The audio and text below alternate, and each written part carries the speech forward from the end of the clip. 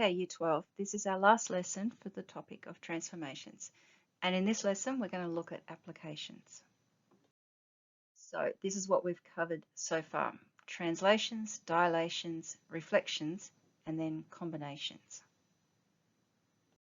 So using knowledge of the basic shape of a graph and then applying transformations can make graphing easier. And we've been doing this for quite some time, all through Year 11. So here we have our basic graph, y equals x squared. And you can see, if we want to graph y equals 2 lots of x minus 1 squared, I'm shifting it 1 unit to the right, and then I am compressing it. You can see how it's become a little bit skinnier than the purple graph. So here's an example. Let f of x equal x squared minus 4x minus 5. Graph y equals f of x, showing the x and y intercepts and the coordinates of the vertex. So let's start by working out the y-intercept because it's the easiest. Y-intercept occurs when x is equal to 0. And so we have y-intercept at 0, negative 5. To find the x-intercepts, we want to solve f of x is equal to 0. So we want to put y equals 0. Now we can factorize this. This is x minus 5, x plus 1. And solving, we get x is equal to 5, x is equal to negative 1. So our x-intercepts are negative 1, 0, and 5, 0. And then we want the coordinates of the vertex. So I'm going to change this into vertex form. So hopefully you remember how to do that. I want to complete the square here. I find the term in x, and the coefficient of that term is negative 4. I halve it, it gives me negative 2, and square it gives me 4. So you can see how I've done plus 4 minus 4, so that I haven't changed anything. And there's my minus 5. Okay, this part here I can write as a perfect square. That's x minus 2 all squared. So in vertex form, we have f of x is equal to x minus 2 all squared, take away 9. Which of course means our vertex is 2, negative 9. Now there are other ways to find the coordinates of the vertex. We can use the formula for the axis of symmetry, x equals minus b on 2a, or we can use calculus. So we can differentiate this, which gives us 2x take away 4, and put that equal to 0, because the vertex occurs at a turning point. The gradient of the tangent is 0. We are nearly ready to graph. One last piece of the puzzle is that this curve is concave up. So putting all of that together, there is our curve. The graph of a second function, g, is obtained by a reflection of the graph of f in the y-axis, followed by a vertical translation of negative 3 and a horizontal translation of positive 6.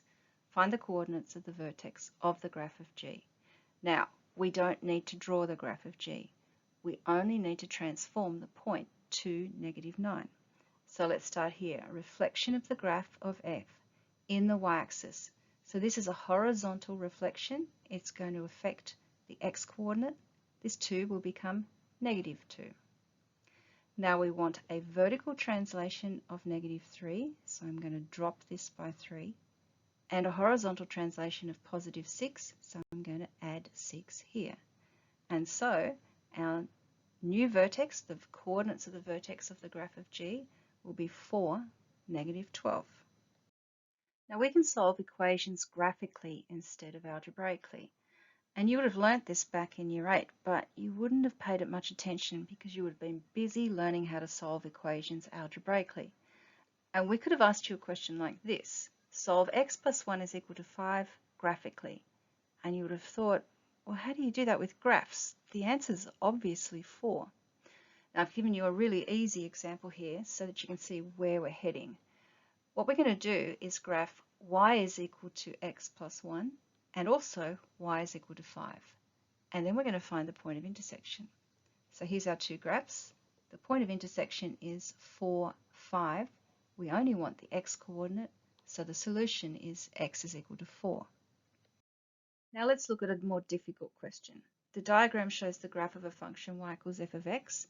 Find the values of k such that f of x equals k has only one solution. So this is the graph here of y is equal to f of x. We need a graph of y equals k. And that's just going to be a straight line that is horizontal. So going through like here, for example. So where can y equals k be put so that there will be only one point of intersection? Can you see that k will have to be equal to -1? It'll have to come straight through here. How about two solutions? Well, that could be anywhere here, couldn't it? Or anywhere up here. So basically, k has to be less than -1 or greater than 0. And no solutions? Well, that's anywhere in here. So in between -1 and 0, but not equal to either of those. So -1 is less than k is less than 0. Here's a past HSC question. We're not going to do this one. We will do this in the next topic. But this gives you an idea of where we're going with this. It says draw the graphs of y equals 4 cos x and y equals 2 minus x on the same set of axes for -2 pi up to +2 pi. Then explain why all the solutions of this equation, 4 cos x equals 2 minus x, must lie between x is equal to -2 and x is equal to 6. So we'll look at that next topic. We also need to know how to do questions that involve inequalities and how to do them graphically. For example, find the values of x for which the absolute value of x plus 1 is less than or equal to 5. Now we could solve this algebraically, but I'm going to show you how to do it graphically. And all we do is what we've been doing before. We're going to graph y equals the absolute value of x plus 1 and y equals 5. Now what does this look like? It's a V graph, isn't it? And it's moved 1 unit to the left. So there's my two graphs. The V graph, it's moved 1 unit to the left, and y is equal to 5. Now we want to know the values of x for which the V graph is less than or equal to this straight line here. And so that's all of these ones. Can you see that? Everything between -6 and +4, including both of those. So here's our answer. -6 is less than or equal to x is less than or equal to 4. We also need to solve problems involving quadratic inequalities. Now we did touch on this in Year 11, but we're going to have another look at it because of all the work we've now done on transforming functions. For what values of k does x squared minus kx plus 4 equals 0 have no real roots? So what does that mean, no real roots? It means it never cuts the x-axis.